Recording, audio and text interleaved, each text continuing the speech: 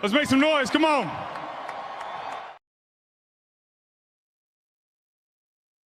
And thank you once again, my hype master, Nick Foles. Let's get some noise going. Make some damn noise, man. I'm fired up, man. Welcome to the final word with MattyB here on the It's a Rap Sports Network. That's right, man. God damn.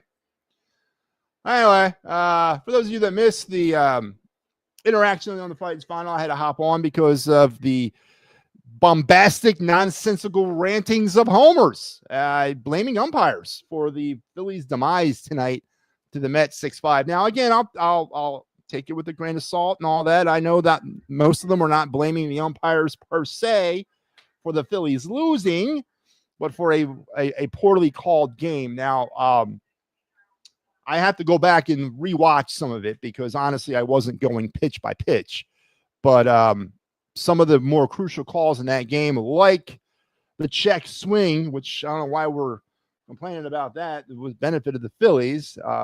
Again, it was the correct application of the check swing rule in OBR. So, listen, I'm not sitting here telling you that they were 100%. Yeah, typically nobody is. And that's, unfortunate for the fact that we're human beings, but nothing that the umpires did in that game tonight caused the Phillies, in my opinion, to lose.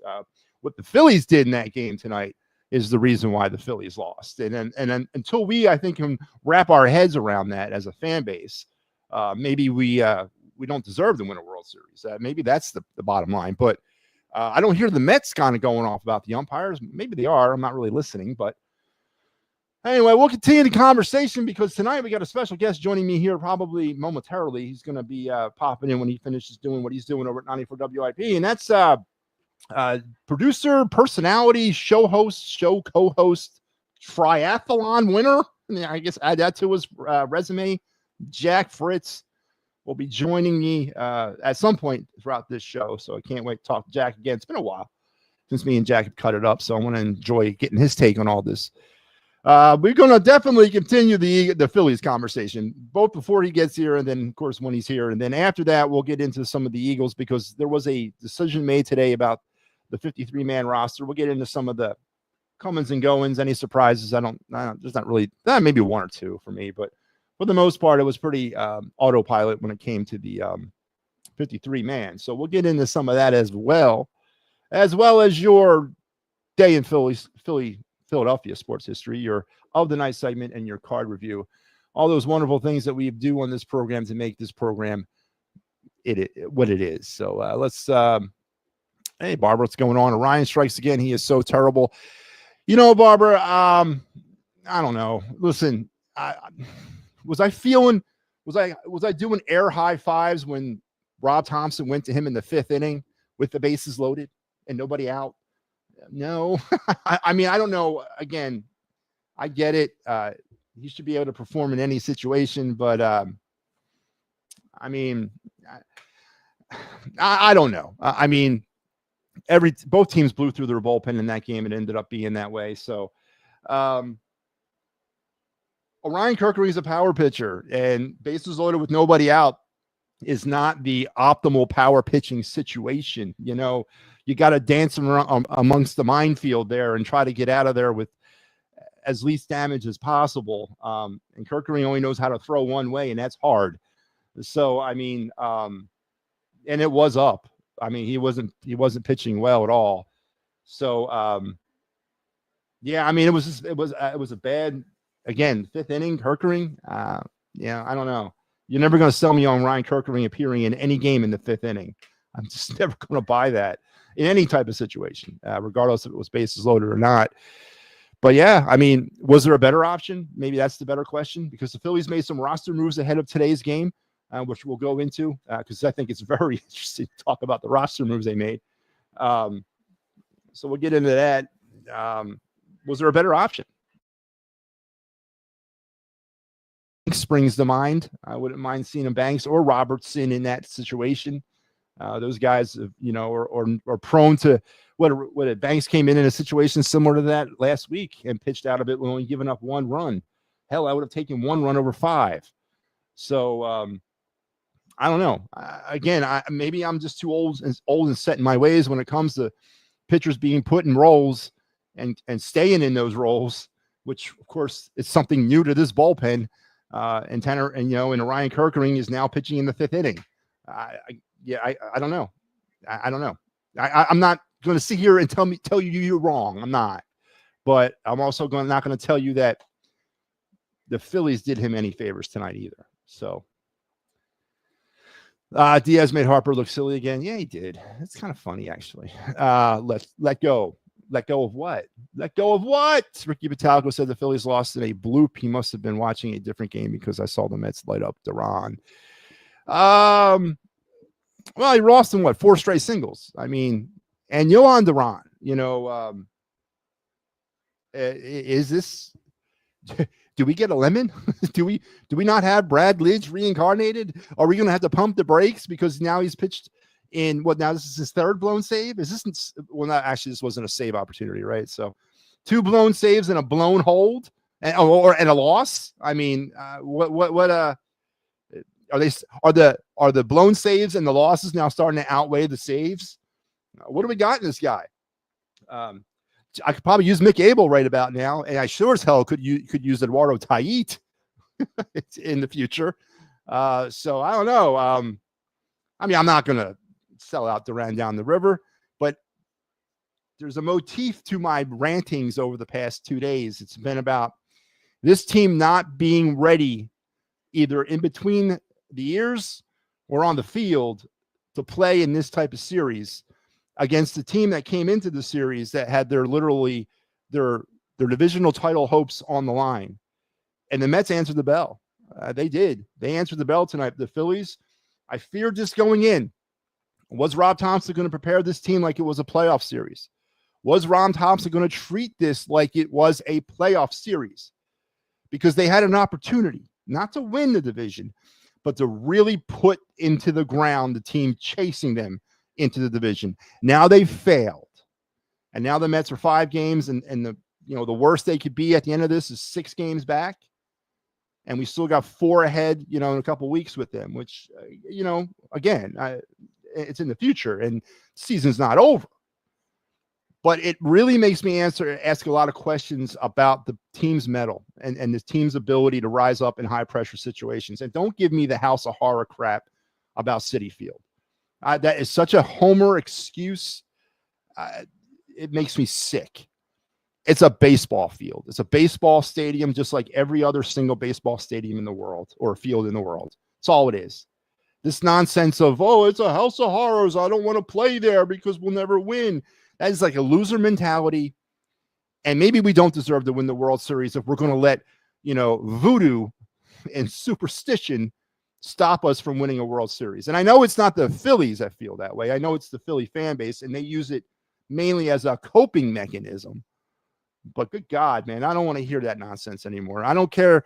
This team should be ready to play on the side of Mars if they have to and win, because that's what champions do. And right now, the Phillies are not playing like champions. Now, 30 games left, still in the proverbial driver's seat in the NL East for now. Go out tomorrow against McLean and the Mets, I guess, best pitcher right now against Taijuan Walker. Not our best pitcher, but pitching pretty damn good. And maybe we don't blame the umpires and we don't blame Citi Field. We go out there and we play a baseball game. Let's focus our attention on getting into the nooks and crannies of why this team has been losing over the past 2 nights instead of the hocus pocus and the umpires. I really would love to focus on that, but we will, because I will make us do that. Joe Hale says, hey, Joe, I'm sorry that you went up there, and I hope you had a pleasant time aesthetically. I know it wasn't the baseball game you wanted to see, and I'm glad you're tuning in. I hope you have a safe trip back home. I want to see you and Steve doing it. Listen, that wasn't directed at Steve. You know that, right, Joe? I was not pulling out all my hate against Steve, or I shouldn't say hate, my aggression against Steve. No, it burns me to a cinder when I hear people, because again, I blame the umpires. They make mistakes. They make mistakes every day, every game. But come on, man, that's not why they lost. That's not why they lost. They lost because they were 1 for 9, or was it 2 for 9? Whatever. 2 for 9 was runners in scoring position. They lost because they made another error. There's 6 errors in the last 6 games. In this series right now, the Phillies are 3 for 19 with runners in scoring position. It's like a 151 batting average in scoring position. They lost because they didn't have the fire to go into this series and play it like a playoff series. And as I'm sitting here watching this game tonight, with the weather kind of on the chilly side of summer, kind of feeling more like a fall night, like an early fall night, it almost felt like I was watching playoff baseball. I was watching it on TBS. I mean, I was almost into my playoff mood, right? I just wasn't standing up and watching every pitch like I would during the playoffs. But it definitely had a playoff feel to it with the elements. The Mets brought the playoff intensity. The fans at Citi Field brought the playoff intensity. The only ones that didn't bring it were the Phillies. And that, to me, is the real thing we should be getting upset about. Not going off against the umpires because they might have missed a call or they applied a rule correctly and you don't agree with the rule. That's not what we should be upset about. Upset about why this team cannot rise to an occasion in a big moment. That's what the real issue should be. And until we embrace that and those issues, Homerville and excuse train it is, I guess. I don't know what else to do, man. Alvarado should have walked Juan Soto too, but the Phillies got the call. Yeah. So again, those things have a tendency to balance out, Barbara. Joe Hale, did Marsh hit you a foul ball? I thought I saw you on TV. Oh, Joe was on TV? I missed that. Were you wearing your It's a Wrap Sports t-shirt, Joe Hale? If you were, please tell me where you got it, because I'd like to get one of my own. No, Joe went up to Citi Field today and hopefully had himself a good time. I hope he did. And Joe says, yeah, that was me.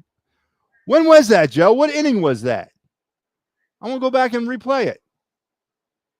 I want to see Joe Hale on TV. Were you face painted like you said you were going to be, Joe? That's awesome. Joe Hale made his national television debut tonight because the game was on TBS.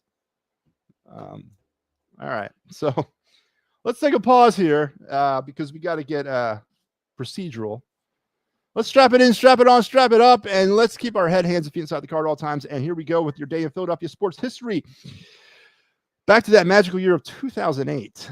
The Phillies completed a crucial comeback victory on this date in a turning point game of their eventual championship season. Down 7-0 in the 4th inning to the first place New York Mets. The Phillies scored 7 unanswered runs of their own, including a 2-out RBI double by Eric Bruntlett in the 9th. Chris Coast, remember him? Then added a walk-off RBI single in the 13th to seal the victory for the Phillies and position the Phillies atop the NL East, but for just a day.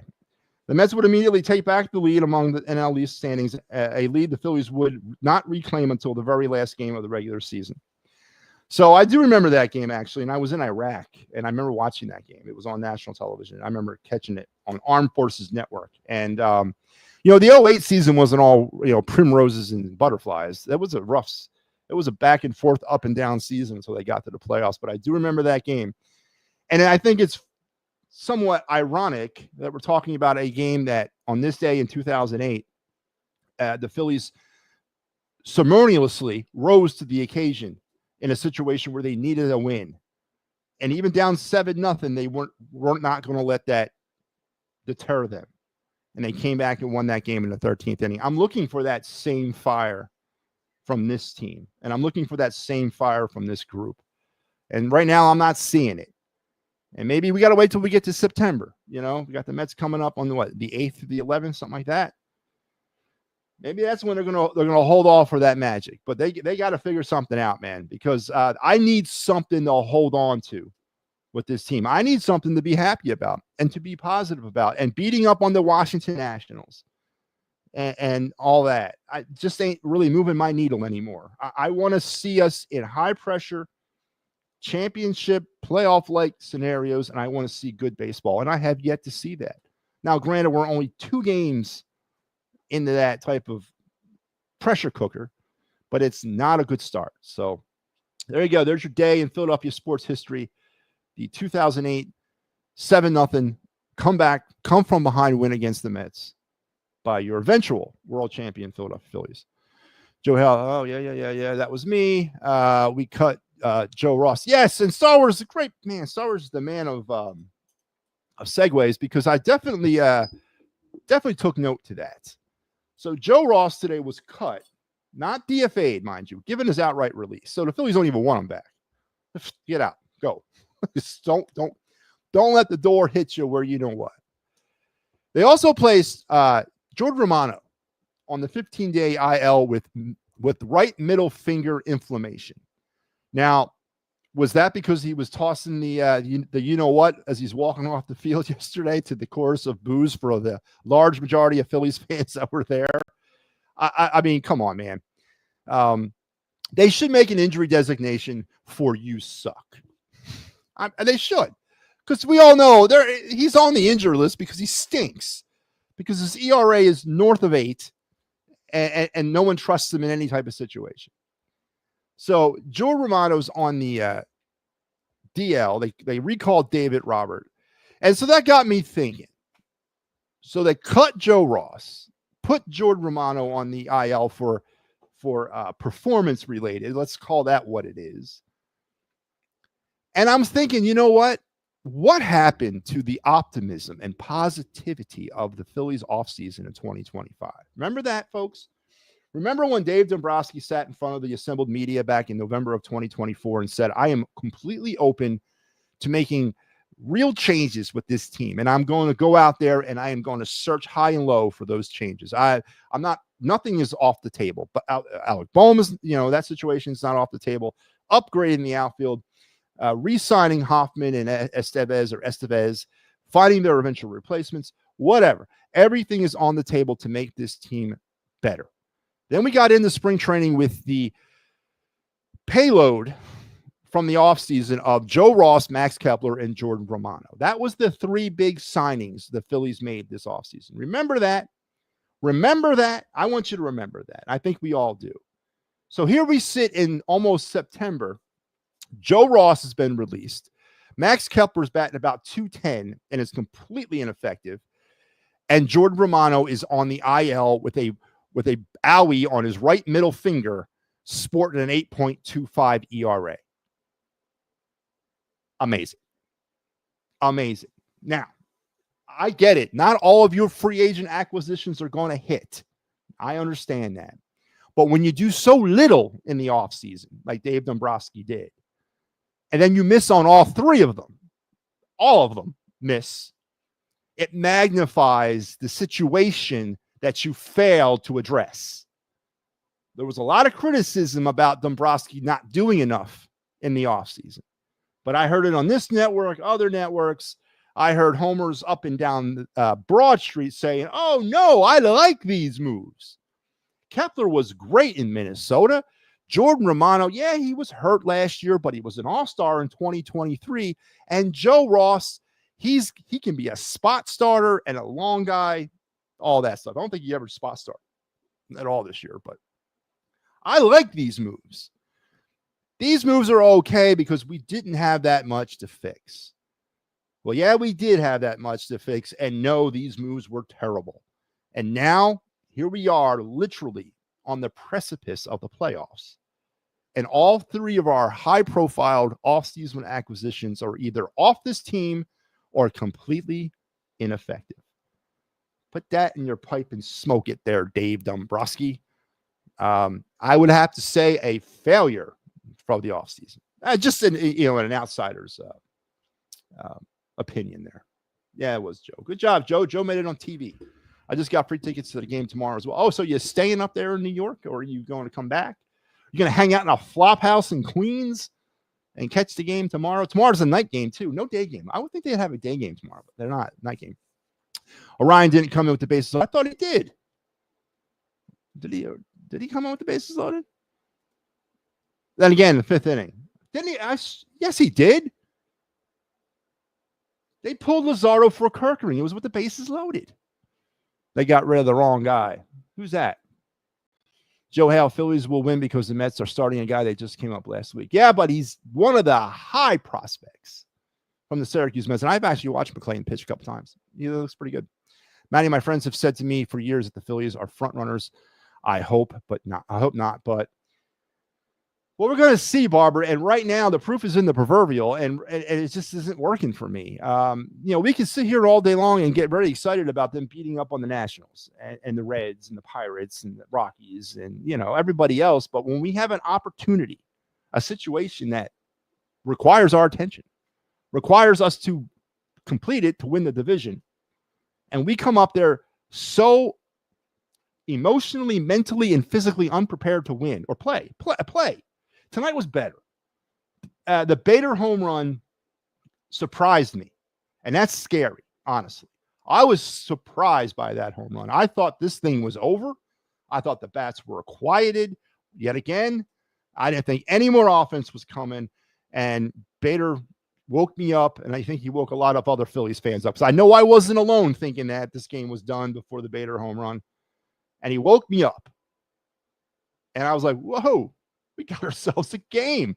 And when Jack does hop on, I am going to ask him that if that's wrong for me to have felt surprised that the Phillies had some fight in this game.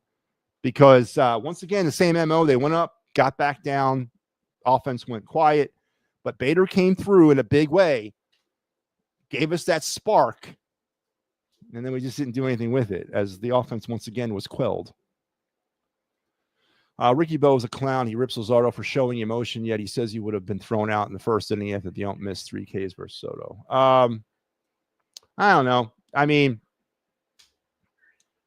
I'm not going to sit here. Ricky Metallico's been there. He's done that. He's been in that moment. He's been under that pressure. He's felt that emotion. There's a game going on inside the game. And Ricky Metallico was as frustrated as everybody else is right now watching this from the outside, because he sees what's wrong with his team.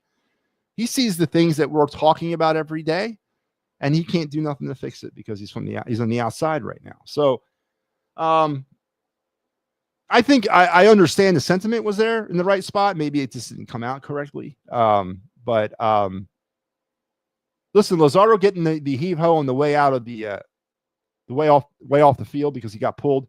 A little anticlimactic for me as well.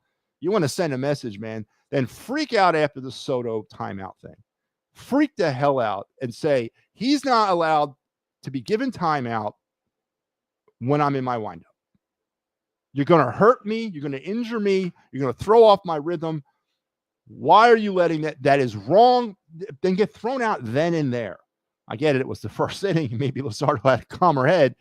But listen, you got to pick your poison. Walking off the field after being removed from the game, yes, you can't hurt your team by getting thrown out at that point. But to me, a little anticlimactic. And I don't know. I didn't see I saw the walking off and him yakking back and then the umpire heaving him.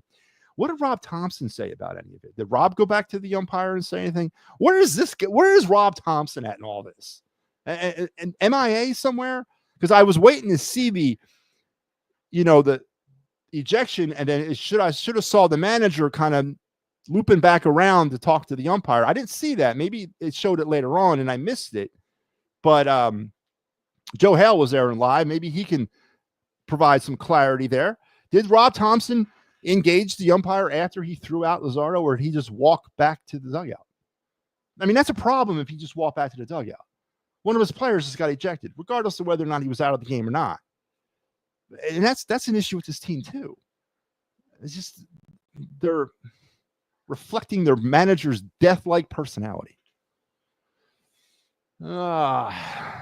Mets bring up 2 minor league starters who are lights out, but Andrew Painter can't get the call up. Yeah, but you got to listen. It's just because you're pitching in the minor leagues at AAA doesn't grant you a pass to the majors, right? McClain's not coming off Tommy John. He's not coming off Tommy John surgery. He's also wasn't sporting a 5.41 ERA with Syracuse Mets. His ERA was down in the 2s. All right, apples and oranges here. And P, come on, man, come on. Andrew Painter's time will come. We're losing to the Braves. I don't know. We're going to lose to the Braves. I don't know about that. Tom Glavine choked away the final game for the Mets. LOL. My New York still hates it. Is they talking about the 07 game against the Marlins there on the last day of the season? I remember that game too. That was a great game. I watched. So it's back before streaming and all that. We had internet, but I remember watching the Phillies game and then running around the internet trying to get as many live updates as I could about that Mets game. And as they were pulling away in the first inning, but Glavine gave up like 6 runs in the first inning. It was great. It was great. Barbara McLean has been lights out the last 2 starts for the Mets. Yes, he has. Keith Hernandez made a point of Harper spikes tonight because yesterday he had Mets colored spikes on and then laughed at him because of eye black on a night game. I mean, I heard what Harper had to say about that whole thing. Listen, this is what baseball has become in 2025. It's a status symbol. It's fashion. It's I don't really have much to say about it because I just can't relate to that mentality. Everything that they do out there it's purpose, right? Everything that they wear is purpose. It's being watched. It's being mimicked at the lower levels. It's being everything from the shoes up to the eye black at night. Listen, eye black at night does help in the lights. So I'm not going to completely bag on him for that, but do you think that's why he wore it, or is it a fashion symbol? You know what I mean? Again, I don't know. I can't answer that, but everything they do is with purpose, and there's a reason for it. And it's not all because they want to go out there and give them the better chance of winning or performing better. It's a status symbol. It's quite ridiculous, actually. Bader has heart. Yeah, and he definitely provided that CPR resuscitation clear to the Phillies tonight, man. Again, it came out of left field for me, literally and figuratively. I didn't expect or see it coming. And it was a nice towering shot. No doubt a doubter as they got the Phillies back into this. But that was it, man. I mean, that was all the offense the Phillies could muster. So, the Phillies did their usual, well, actually they scored some runs later. The first 4 or 5 innings were pretty much pitcher's duel. Then they got 2 in the 5th, 1 in the 6th, and then 2 in the 8th. It's a little bit better. I mean, they spread out the scoring a little bit more. But once again, in the numbers that matter, 2 for 10 with runners in scoring position. I mean, they changed that. Okay, I must have updated. I thought it was 2 for 9, but now it's 2 for 10 with runners in scoring position. You're just not going to be able to win. They left 8 runners on base tonight. Phillies batters struck out 15 times tonight to Mets pitching. 15 times. Phillies pitching gave up 4 walks. I mean, there's the reasons right there. Not the umpire, not calling a check swing or allowing or granting time or whatever the case was there with Soto. They struck out 15 times and went 2 for 10 with runners in scoring position and left 8 runners on base and committed another error. They're 6th in the last 6 games.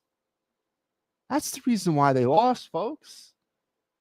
And that's pure and simple. So to finish my point about the timeout thing. So by rule, an umpire can grant timeout. If you stand up there and you go, I want time, and then you step out of the box before time is granted, just because you say you want time doesn't mean you get it. It means you're requesting it. And Soto looked like he stepped out of the box before time was granted. Now, again, like I told Steve, I wasn't up there. I don't know what was the conversations going on back and forth between the 3 of them. I don't know what was being talked about. There was something going on. And it did look to me, and I'll give you this, that Soto stepping out prompted the umpire to kind of go, whoa, timeout, because he stepped out. And maybe he was if that was the case, he was wrong because the pitcher had already gone into his windup. Absolutely 100%. But again, I see what I saw, but I don't really, I wasn't listening. I couldn't hear what they were saying.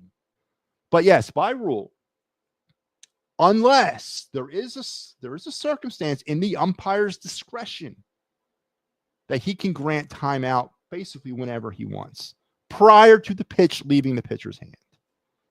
But by rule, you're not supposed to grant timeout while the pitcher's in his windup because, again, it slows the game down and it throws the pitcher off, and it could hurt the pitcher because he's in the midst of a windup. Now he's got to stop. But I hear you. I feel the frustration too. When Jack comes on asking what happened to Joe. Oh, the camera beat him. Oh yeah, I saw that. I did not know that was happening, by the way. And that's just a little extra thing that I'll ask him about all that. It's very odd. I don't really listen to 94 WIP anymore, so I don't know what they're doing, but I'll definitely get to the bottom of that. Lazaro, just like Sanchez last night, came unglued, and that's a bad sign. Yeah, he did. He did. JT gave the ump a lot of them was mine. Also, Rob went back into the hibernation. Again, is that what happened? You're talking about when Lazaro got the boot? I want to know. Joe was there. Joe, if you, I don't know if you've, okay, so Joe's chiming in right now, or he just chimed in. Rob Thompson came out after he got ejected and argued. Okay, so there was an argument, I guess, after he got ejected. There was, I guess, an explanation required. But to me, it's a little anticlimactic. You're walking off the field, and now you're gonna say some stuff. And yes, this umpire's reputation might have preceded him a little bit. He's worked his way up, fresh into the major leagues. But you know what, man? He's got to cut his teeth somewhere. And again, I'm not. Steve is saying he missed 25 pitches tonight. I don't know. I'll go back and look at that. And unfortunately, we won't see the official. None of us see it. It's the umpires union, the head of officiating, the head of umpires. They're the ones that maintain all that. They don't make that crap public. Stuff like scorecards and all that. That's a very reliable, but it's not Major League Baseball sanctioned. They're doing that stuff on their own. So, but they're pretty good. They are pretty good. I use them a lot myself. So that won't be out till tomorrow. But Major League Baseball's official scorecard or report card on this game is private between the league and the umpires. It's not released as public knowledge. So we'll really never know what exactly, the situation was, or how many pitches they missed, or whatever. We'll have conjecture and hearsay and hypotenuse, but we'll never know for sure. But I will go back and look. Thoughts on the Eagles 53-man roster? Yeah, we're going to get to that. We can, I guess, kind of go over it a little bit. The Eagles are down officially to 53. Players that were released and waived, there was a conglomeration. I'm not going to go over all of them, but some players of note, obviously, Kyle McCord was released today. The third-string quarterback, fifth-round pick, I guess he was, out of Syracuse. Edge rusher Anton Powell Ryland was also released. A final cut-down day casualty, a sixth-round pick this year as well. Earlier in the week, Eli Ricks went away. Nia Smith, another former Eagle draft pick from last year, released as well. So those were the kind of the major ones, the ones that were, not necessarily a surprise to me, but I'm always looking to see where Howie Roseman's draft card goes, and obviously that's a big gauge here.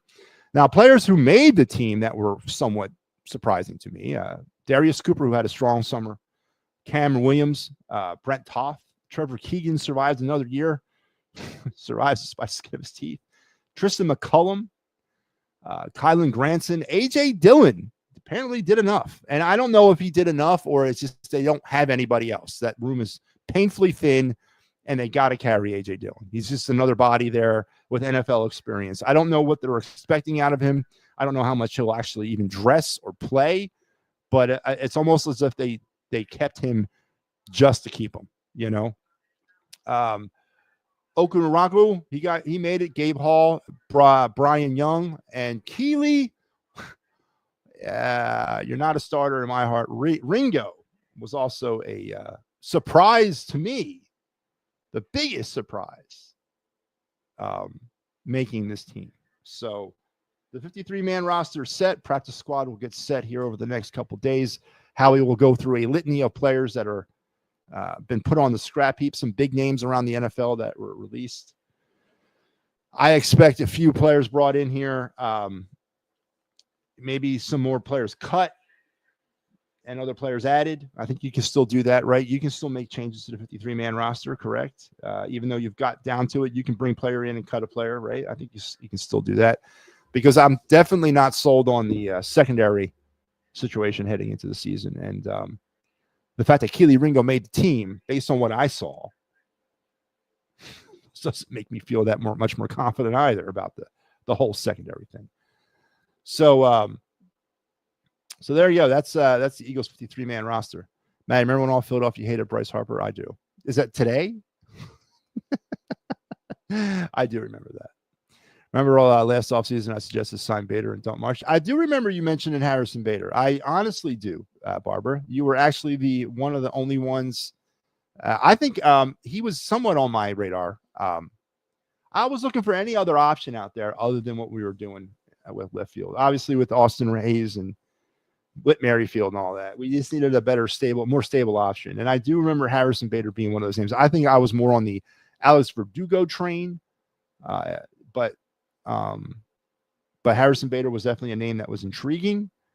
And we could have signed him in the offseason. It wouldn't have cost the player. Wouldn't have cost us the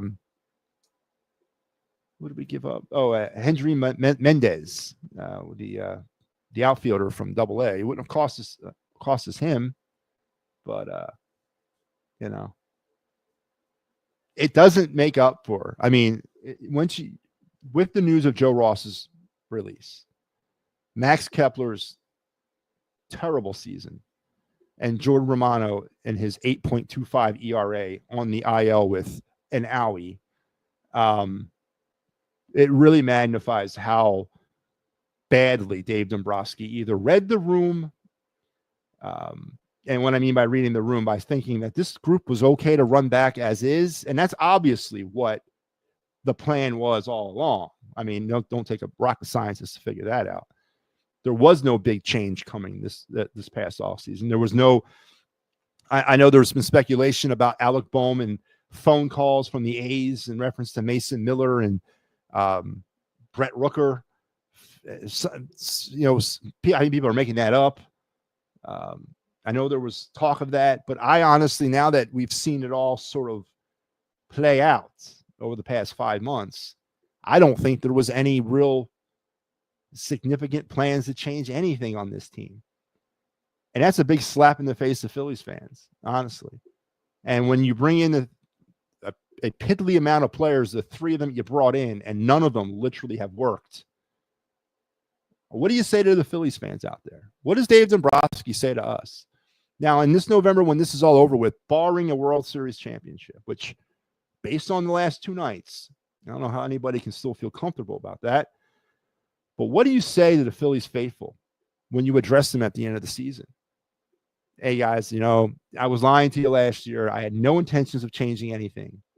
I know I had to bring in some players to replace players that I had no intentions of re-signing, and I completely missed with all 3 of them because they were bargain basement, low reward or high reward, high risk type players, and none of them worked out. You caught me. I won't do that again. Please forgive me. Is that what Dave Dombrowski comes up and says in November, or does he make up some other BS to try to keep the pitchforks and torches away from the gates? But all 3 of Dave Dombrowski's free agent signings have now officially not worked. 0 for 3. Again, I don't expect you to hit on all of them, but good God, none? JT was playing games earlier, delaying his bat to nothing came of it. Exactly, Barbara. There's a lot of that stuff. There's a lot of stuff in between the pitches. A lot of stuff that we don't have the information, that we're not privy to. But we can't just magnify it on one side. And that's a great segue, because guess who's here? The man himself. Show host, show co-host, show producer, triathlete, former baseball pitcher. Jack Fritz joins me. Jack, wow, man, it's been a long time. How you been? Oh, I'm doing good. So I just watched the Phils lose. And it was the Mets, which is always 10 times worse. And on top of that, so we're getting floors in our new house, and I stepped on a staple. So on top of watching them lose in excruciating fashion, I ended the night after doing post game with a staple in my foot. So it really felt like a perfect microcosm as to what the last two nights have been. Well, thank you for coming on here and through all that. Thank you for fulfilling your promise to me. I appreciate it, Jack. Before Anything for before you. before we break down the game, I had no knowledge of this. I've stopped. I used to be a regular participant on the WIP network there, and I've kind of faded away a little bit. But I just happened to see a footage today of a race inside of a gym between you and Joe the camera.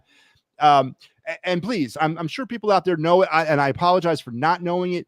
I saw something a few weeks ago where you're back pitching against them again. I know a few years back you were doing that. Then I heard something about a basketball game. What the hell's going on between you and Joe DeCamera? I don't know. So like no, it is so funny. And me and him were talking about this. I pitched against him 4 years ago, Yeah, and I FDR guess Park during the pandemic. I remember watching so that. so that was Elliot. So I just faced Elliot, and Oh he did yeah, that was nothing. But Elliot. I faced the camera at Fantasy Camp, and or yeah, that they did at CBP, and like there was kind of a good moment where we're like, think about how far we've come in the last couple of years. Now it's like a lot of people are talking about it. Well, one, I am shocked at how into it people are, which I appreciate. You know, it's a good, fun, like little summer bit. Yeah. At the same time, I'm incredibly annoyed at how golf went. Baseball was how baseball Whoa, should whoa, have whoa! went. You guys played golf too?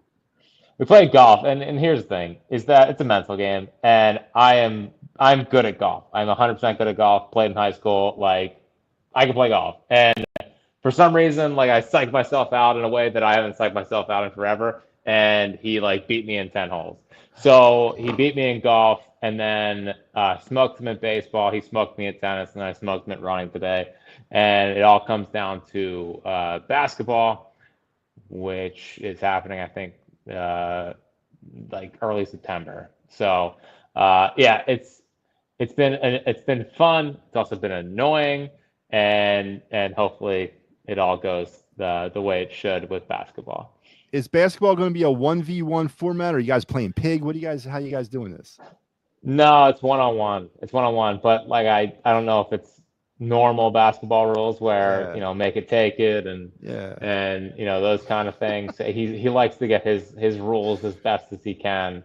So I don't know, but with the Eagle season, Phillies season winding down, we need to get this thing going a little bit. So What's it's the a end busy state? time for everyone. Like who? Well, what's the winner get? Like, is it bragging rights, or is there something involved here? Oh, it's strictly just not being humiliated by the public, which is funny because I feel like I've been way more humiliated in this entire thing.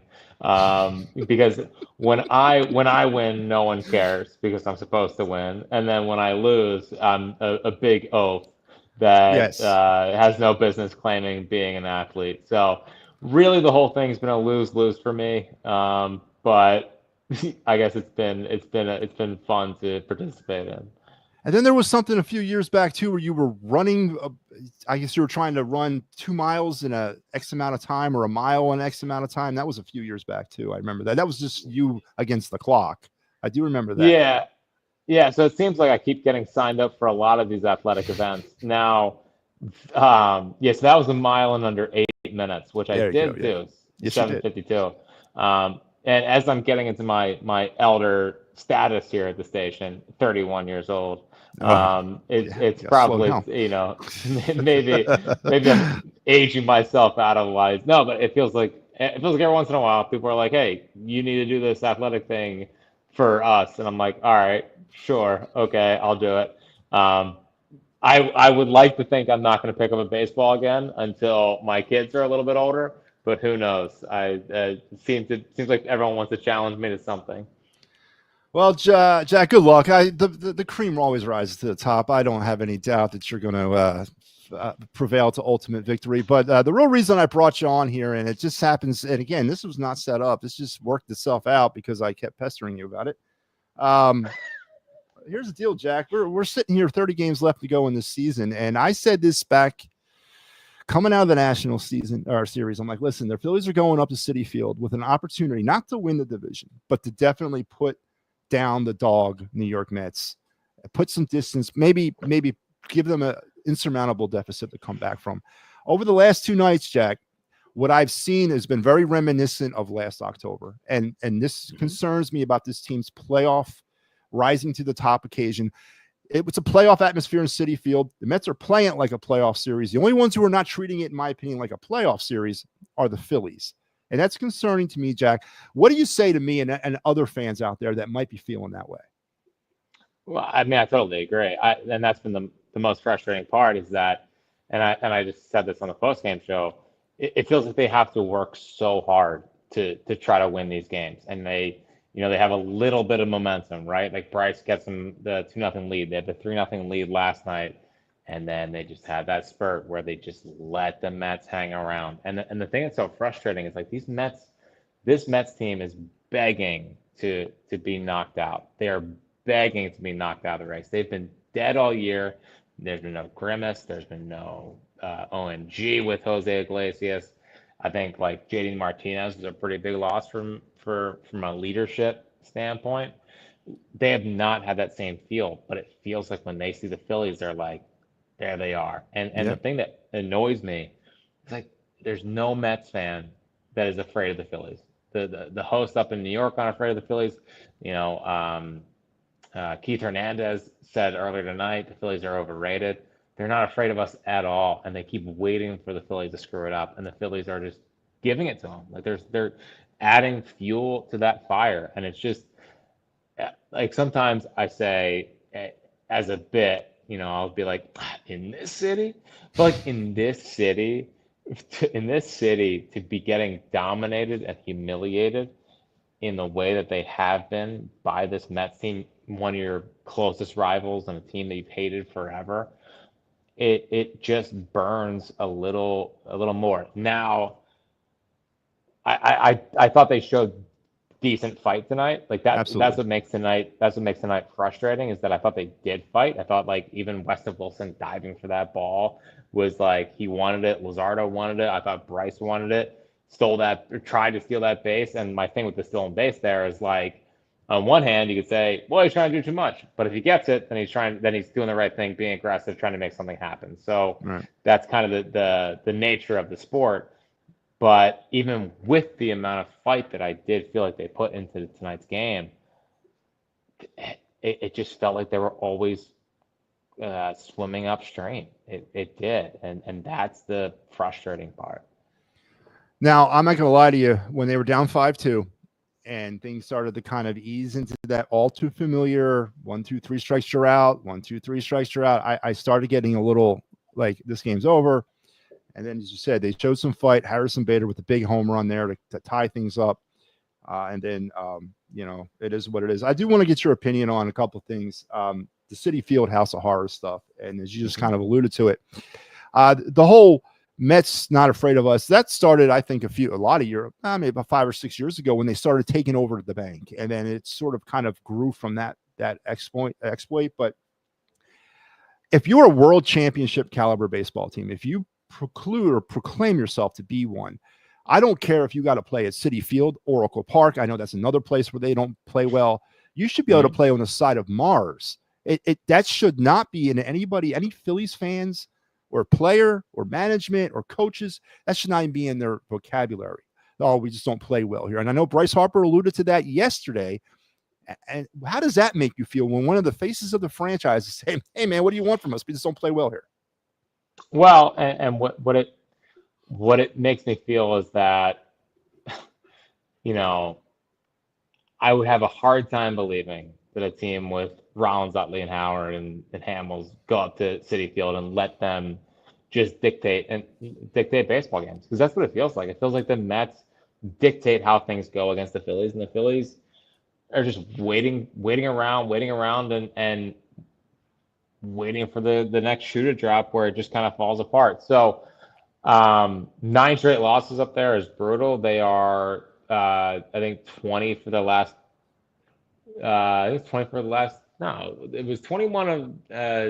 I think it's 6-22 now in the last 28 up there. 6-22. It was 6-21 Yeah. going in. Yeah.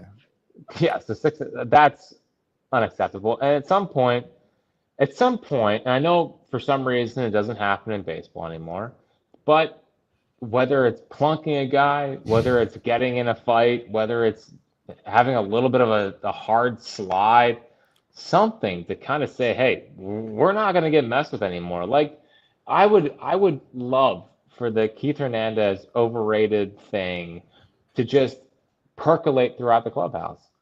But it's just, I just have such little faith that is going to be something that will irk them enough to get some extra fire out of them. So losing 9 straight there, and again the stat of 21, going back a couple of years, it's not acceptable, and it is annoying because the leaders on this team, they're the best players in this team. Trey had 1 hit, and it was a good hit, okay, but also struck out with runners on second and third, and then struck out with a runner on third base. Bryce had the big hit early, which is great. But then Taylor Rogers, 1 pitch, 1 out. Struck out against Edwin Diaz. And then Schwarber, who all of a sudden is 0 for his last 15, I believe. Yep. And tonight, it was actually reminiscent of last year's Met series where he had the 1 hit. It was a home run. Started the playoff series and then did nothing. So we talk a lot about this team's going to go as far as the Stars carry them. Well, was not a good audition the first 2 games up in New York. It was not, and tomorrow the sledding's going to get a little tougher. Taijuan Walker against McLean, I believe. Barbara says, Jack Fritz, the Eagles guy, and he's more than just an Eagle. I don't see Barbara. I look at him totally the other way. I once got banned from the old Marks and Reese show because I refused, and I asked for Jack specifically to answer a baseball question. So I look at Jack completely. So it was your fault. It was your fault. That's where it all started. Yeah, that's where the downfall began. But I did that specifically. So we'll get to the 53-man roster in a second. I want to ask him a couple of Phillies points. I can't wait to break down the 50. Feed me all the 53rd guy on the roster. I can't wait. We're gonna have some fun with that in a second. But I do want to talk about Jordan Romano today getting placed on the IL with a owie on his right middle finger. Joe Ross getting his not DFA'd. No, he was given his outright release. So I don't even think he's going through waivers. He's just gone. And Max Kepler with his .215 batting average. These are also the 3 highlighted players of Dave Dombrowski's offseason there, Jack Fritz. And I know it's not any GM or president of whatever he is, baseball operations. I know he's probably not doing cartwheels in his office, but as we sit here on the precipice of a pennant push, they're going to get in the playoffs. I totally agree with that. But when you look at the free agency that they went through last season, only yielding 3 players, and now all 3 players are officially a bust. Again, what do you say to Phillies fans going forward? Well, it's almost like you got to give them one mulligan in offseason. It's, whether it was Familia a couple of years ago, Kimbrel mostly worked out besides the second half of the year, and then was horrible in the postseason. But yeah,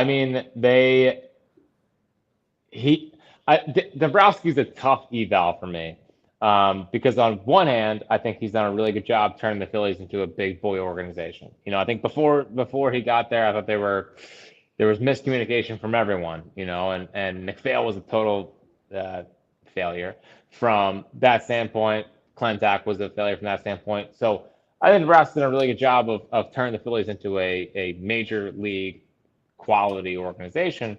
But a lot of the fringe moves just haven't been good enough. They just haven't been good enough the last couple of years. And, Kepler's an example of that. There's 2 big bets. And they had to go. Now, part of it was because Alvarado had the suspension as well, but they had to go trade a really interesting 19-year-old catcher who would have been in this year's draft that was putting up really awesome power numbers in low and high A for a should be lockdown closer. I'm not going to get too ahead of myself and think that Duran's all of a sudden bad. But I will say that he hasn't totally looked the same since getting hit in the foot. And all of a sudden his stuff has looked, guys are squaring him up more than they did his first couple of outings. Regardless. So yeah, it's definitely frustrating. The nice part is, at least with those two you mentioned, Romano and Ross, like I think they can survive that. The Robertson thing has worked out so far. Romano was relegated to pitching when they were down by 3 runs, and Joe Ross was a long man. So would have liked for those guys to have panned out, but at the same time, I think they have enough to kind of absorb that. Kepler, to his credit, is like starting to hit the baseball a little bit better. I don't know how much I believe it. I don't totally buy it. And they are certainly doing this rotating thing with the outfielders. I mean, Castellanos, and excruciating Castellanos at bat. And what was it, the 6th tonight? Oh, yeah. Or 5th or 6th when he was up 2-0 on Brazabon. Yep. And he swung at a 58-footer for no reason. Last year, it was like watching the playoffs. Honestly, it was like I was back to October 2024, man. I was like, wow. Counting down the days. It was terrible. So Marsh has been playing better. I don't know. Like Kepler, I think there's like signs of life a little bit, but I'm not getting ahead of myself and thinking that all of a sudden he's going to turn into a super, super useful piece for this team. So definitely disappointing, but I think for the most part, at least bullpen-wise, they can absorb it.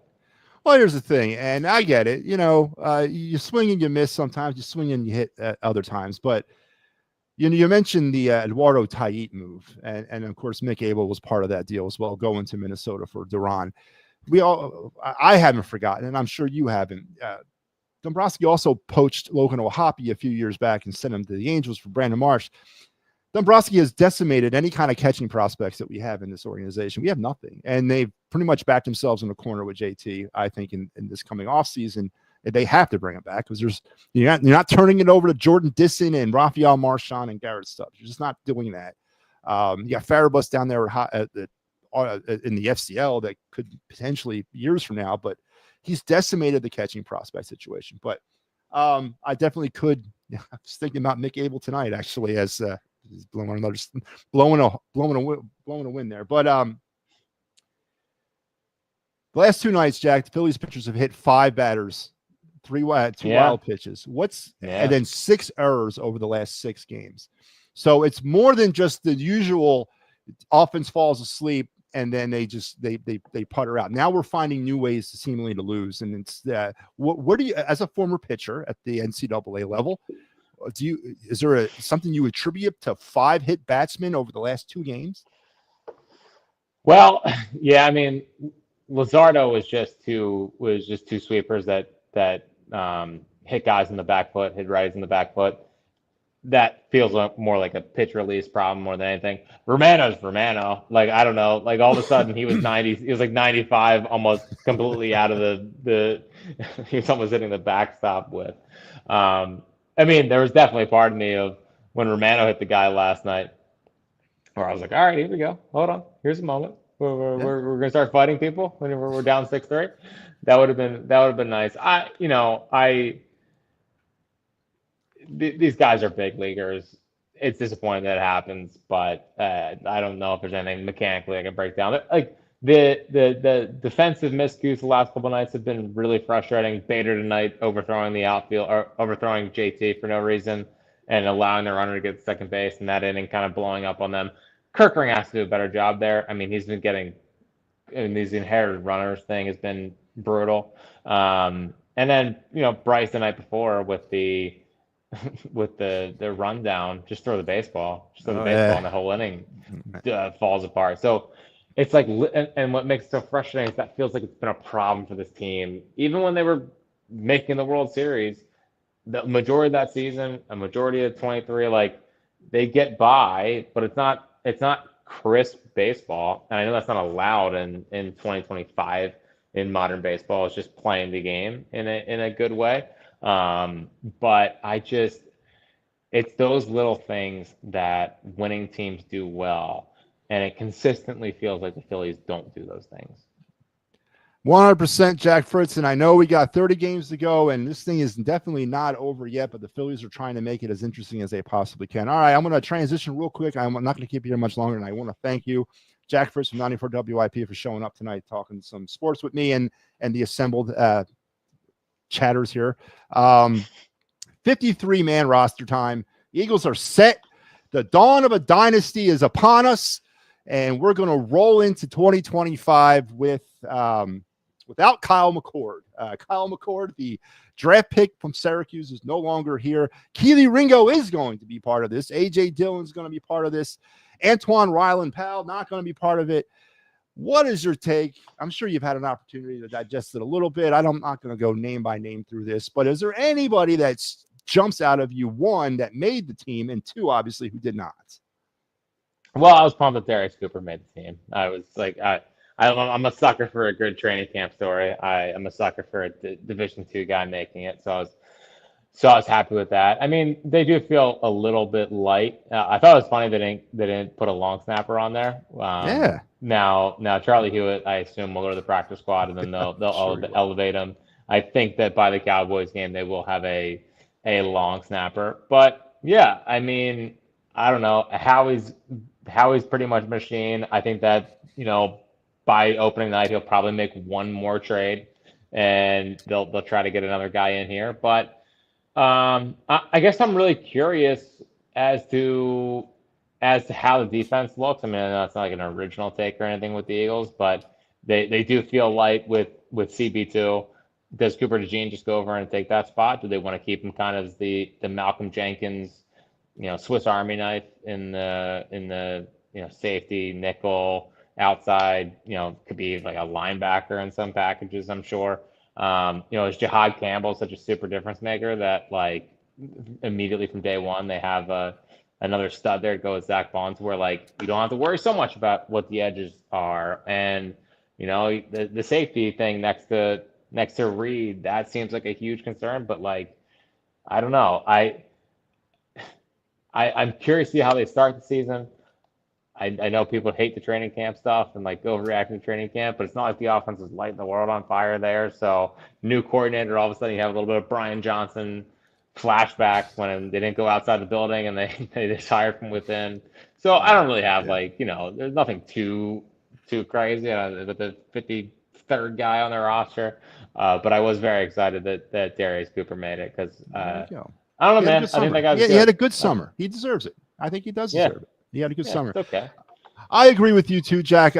Sitting here trying to assess the 53-man roster, it's almost like last year. We didn't really know what we got, and it kind of rounded into form. I think it's going to be a lot like this year.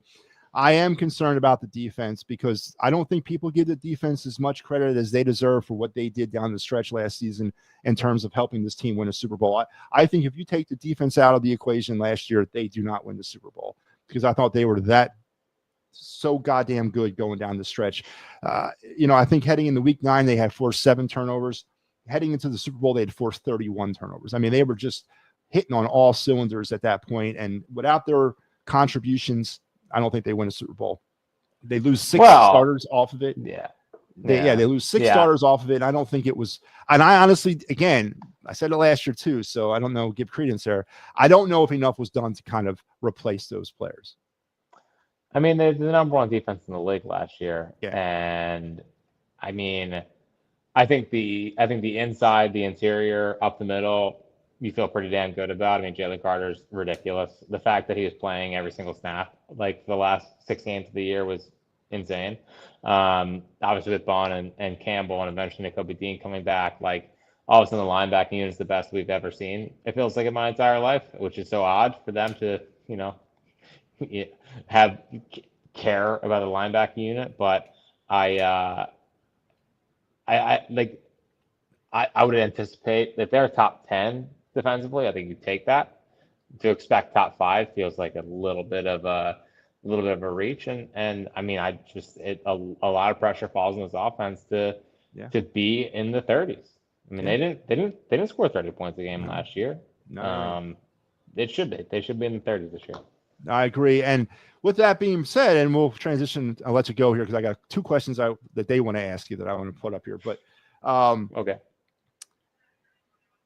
Let's talk about Zach Bond a little bit. Do you think Zach Bond getting paid, having the season he had, I mean, are you concerned that we might have been, might be a little bit of a fugazi here, 1 year wonder? Now that he doesn't have the same players up front and he doesn't have the same players behind him anymore either.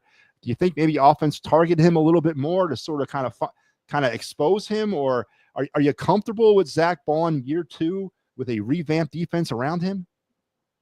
Well, he does still have Jalen Carter ahead of him, which is certainly a nice thing to have. I mean, I would be surprised if he finishes 5th in Defensive Player of the Year voting. I think he will. For a 1 year deal, that's a pretty damn good one. But overall, he's one of the guys I just trust. Like, he doesn't scream to me like someone who's going to take the money and run. Like, I think he's a good, solid professional linebacker that, hey, maybe Vic Fangio found something that no one else did, or found a spot for him that was, I mean, he was a 3rd round pick. It's not like he was an undrafted kid. So he did clearly show something, and maybe he's miscast in New Orleans. So I'm not super worried about him. But I mean, listen, whoever plays next to Reed has. I was surprised they traded CJ GJ. I mean, I know he got hurt, which is unfortunate, but guy was a good player last year, and I'm not here to break down safety win-loss record. Would never want to do that. But in the 2 years he's been here, they made the Super Bowl, and I do think he brought an edge. He brought an edge to that defense that they didn't have in 23. So I think they're going to need to find that again, because I think they're a bunch of good dudes. I think they care a lot, but there was something about having the edge of CJ GJ that I think would be missed this year. Barbara says, tell Jack that Cooper DeJean is her favorite. And then my final 2 questions for you. They're back to the Phillies. And this is the question that has plagued Phillies fans, to include myself, all season. When do you think Justin Crawford is going to be called up? He's going to be your opening day left fielder. In 2027? No, next year. Next year. 2026. Take it down a notch. He'll be there next year. Like, right now, there's not a spot for him. I mean, I don't buy that, man. There's a spot for him. There's not. I don't know. Where do you want him to play? I want to play center field. Gas. They're not center field. But he's not. I promise you, he's not better than Bader.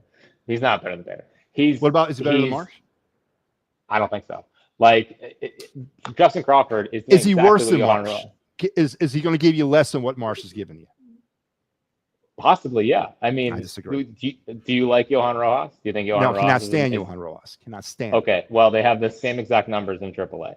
So, like, I think sometimes we get a little bit ahead of ourselves with I like Justin Crawford a lot, but we're talking about a pennant chase here. I mean, Brandon Marsh is hitting 300 since like May 3rd. But we threw Rojas into a pennant chase a couple years ago from AA. Right, because they needed him. They don't need Justin Crawford. I think they do. But Joe Hale asked the question. I agree. I think he's the opening day starter next year. And then the last question I'll give you before I let you out of here. What about Duran getting hit pretty hard in the last 3 outings? Is there anything to that? We kind of talked about it a little bit, but is there anything to that? Yeah, I mean, again, it could be getting hit on the foot and that affecting his ability to push off the mound. Now, at the same time, he's been up to like 102, so he still has that a little bit, but maybe the finish is not there on his splitter. I mean, maybe because that splitter, when it's down and it's dancing, it's a huge problem. Problem is, last couple outings it's been up, and the other thing is that he's just not missing bats at all. Like, he's not really striking guys out. So, I mean, maybe it's the foot thing. It's one of those things where I kind of hope it's something to blame it on, but I still kind of trust the stuff at this point, and I'm sure he's working his way through it. But one to monitor. A little jarring seeing him hit around, given what the first 4 outings were like. Lockdown. But all right, Jack, listen, man, I want to thank you for coming. I know you had a trying day. It seems like you've been around the world and back again today, and thank you for coming on. Before I let you go, please tell the folks out there where they can find you. Yeah, so afternoons on WIP, like Spike and Fritz, and then the High Hopes podcast, and also Phillies pre and post game. So we're always doing a lot of Phillies talk all the time. Well, tell Seltzer he's next, man. All right, he's dodging me too. So let him know. That. Everyone's stalking you. Everyone's That's dodging what me, we man. do. They don't want me anymore. Now No. I'm no good for them anymore. So, but listen, Jack, man, No, thanks a lot for coming on, brother. Great catching up, man. Great catching up. All right. Jack Fritz, everybody. All right. Thank you, Jack. Man, that was Joe House says, please come on, MattyB again. Yes, thank you, Joe. Of course. I said me and Jack got a little bit of a history. Robert says, bye, Jack. All right. That was Jack Fritz, everybody. Make sure you catch him out on the 94 WIP on middays. Is that you on? No. 2 to 6. I don't even know. Yeah. Spike Eskin and Ike Reese. Are they still there? Yeah. Well, that show. Make sure you're checking them out. All right. Let's go to the of the night segment as it's a long night tonight.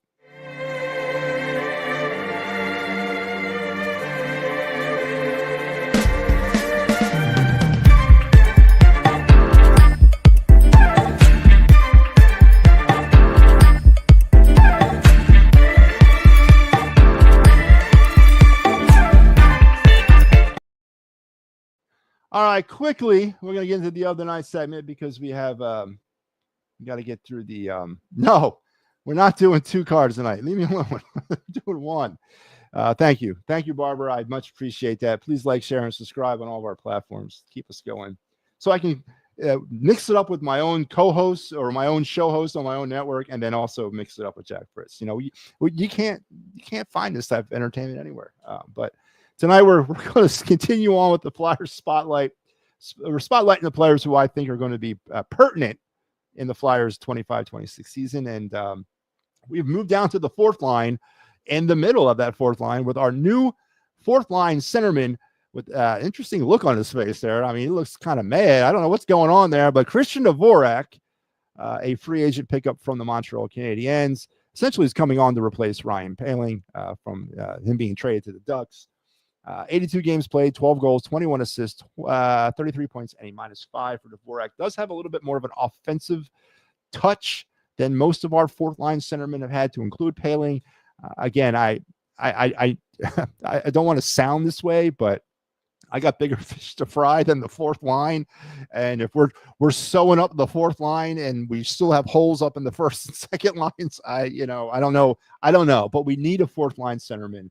And Christian Dvorak is that answer this year. He's cheap, 1 year, about, I think, $1 million, something like that, or 2 years. I don't know. It was a cheap contract. So he'll join the Flyers this year, provide a little bit more of a face-off winning. He's pretty on the plus side on face-off wins. Probably see him a lot out there on the PK, on that 2nd line on the PK. But Christian Dvorak joins the team. It can only be a plus. And he played all 82 games last year for the Canadiens, so he's a pro, and we need those. So there you go, Christian Dvorak, your Flyer spotlight player of this night.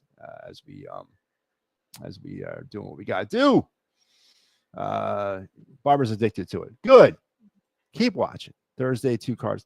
Leave me alone, Joe. It's like I can just freaking, make that stuff appear, man. It takes a minute for me to do the research. I got to look through the 17,000 cards I got and say, you know what, this is the one I want to do tonight. But all right, Joe, I will do 2 cards. Oh my God, I heard of him. He's a grinder. He is a grinder.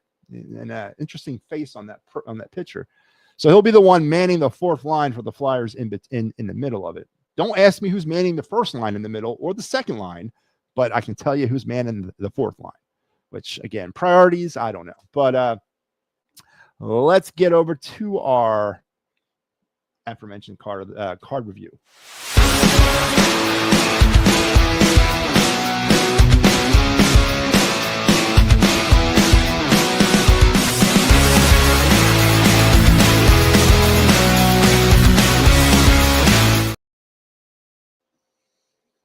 All right. Yep. I'm looking at I'm sorry.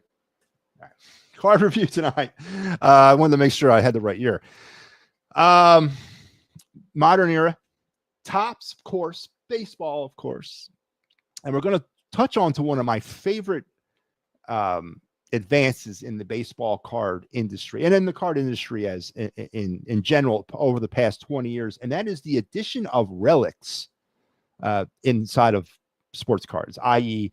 pieces of a jersey, pieces of a bat, stuff that they've been incorporating probably for the last 15 years. The guy or gal who thought of this should be, living in a gold house somewhere. It's a pure genius marketing maneuver to incorporate relics from that player in their baseball cards. And Topps has been doing it probably for the past 15 years or so. And tonight we're going to do a relic card from the way back year of 2017 to a player that I hated, and he was a pain in the ass when I would watch him play, but he's a solid baseball player. Unfortunately, it was for the New York Yankees, and mainly for the Yankees. Mark Teixeira is our card of the night, and this is his 2017 Topps relic card, as you can see by the picture there. And in this card is a part of the jersey that he has on in the picture, incorporated into the card. This is from the Walmart, bear with me, the Walmart Major League Baseball Holiday Mega Collection. So every year, and we've gone over this multiple times, Topps releases sets of cards throughout the baseball season. We're up to the Chrome series now. Next will be the Chrome Update series, and then they also did a Heritage series earlier this summer as well, along with Series 1 and Series 2. And then the last series of cards to get released every year is their holiday cards. Now, some years they do it just the holiday cards. Some years they throw Walmart's name in as a sponsor because they're involved in it, and they sell them exclusively at Walmart's. In 2017, they did that. Not every year did they do that, but in 2017, they did it. And this is his Mark Teixeira's relic card from the holiday top set of 2017.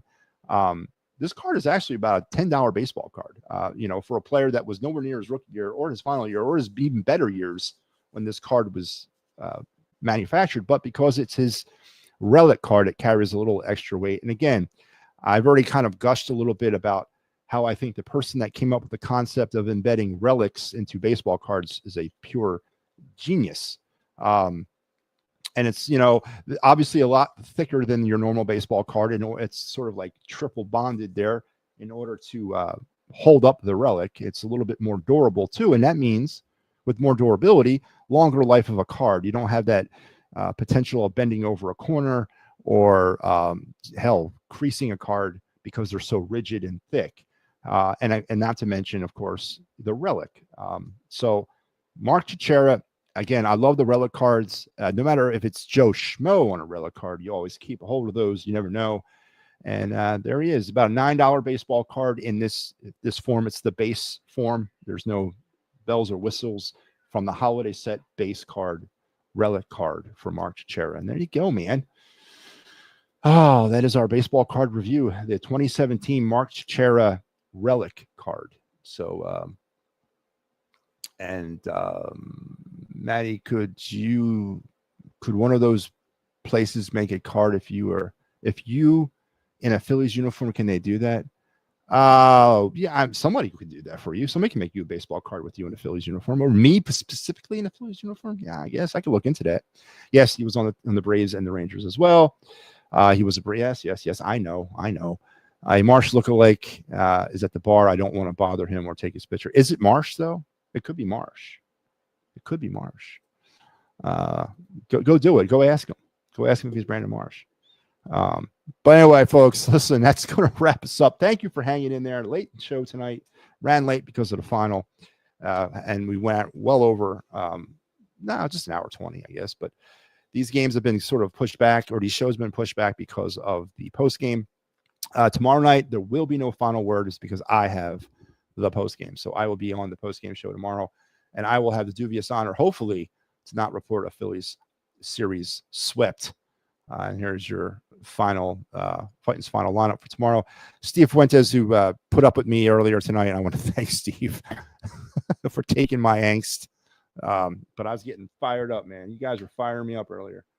But of course, that was not directed at Steve. It was directed more at you people. But I have you tomorrow for the Fighting's final. So hopefully Steve will jump on and give me some of my own medicine. Matter of fact, all the other shows that we got going on here on the network tomorrow night, also, or Wednesday night. Tomorrow's Wednesday, so Thursday night you got the Attacking Third. No baseball. No, we do have baseball on Thursday. You have the Braves. Got the Attacking Third tomorrow night. On Friday, you got the PM and the AM program. On Saturday, you got the Happy Valley Huddle premiere our Penn State football post-game show, Penn State versus Nevada. And then on Sunday, you got the PNM and the AM. And then next week, the big week, the Birds Blast returns with another WIP producer, Kyle Quinn. And your Birds Flyby will be back, your Eagles postgame show, and then the debut also of the props, locks, and parlays, no pressure sports betting for entertainment purposes only, with Mike Laurel. A lot of haps going on in the network over the next couple of weeks. Please be here. Great show. Thank you, Joe. Good night, Barbara. Is Pat back? I don't know. I don't know. He told me he was going to tell me first whether or not he was coming back or if he'd be back, but I'll find out. You guys have a great night. Take care. May all your dreams be pleasant, and think nothing but positivity and rainbows from your person, your friend, your eye in the sky, Matty B. Have a good night, everybody.